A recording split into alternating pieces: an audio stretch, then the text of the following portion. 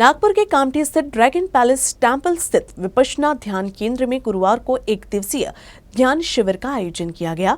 यह प्रत्येक पूर्णिमा पर एक दिवसीय शिविर का आयोजन किया जाता है। अब 10 फरवरी से 10 दिवसीय आवासीय ध्यान शिविर का आयोजन किया गया है। इस 10 दिवसीय शिविर में नए एवं पुराने साधक ऑनलाइन पंजीकरण कराकर भाग ले सकते हैं। ऐसी जानकारी ड्रैगन पैलेस के प्रमुख व पूर्व राज्य मंत्री एडवोकेट सुलेखाताई कुंभारे ने दी है। या कॅम्पसमध्ये ड्रॅगन पॅलेस विपश्यना मेडिटेशन सेंटरमध्ये नियमित 10 दिवस 3 दिवस आणि 1 दिवस म्हणजे पौर्णिमेला शिबिराचं आयोजन आम्ही करीत असतो।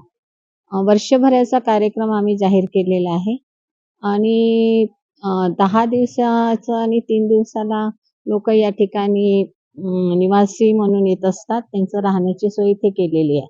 पण दर पौर्णिमेला जी शिबिर असतं त्या निमित्ताने सकाळला 10 ते 4:30 पर्यंत या शिबिराचं आयोजन असतं।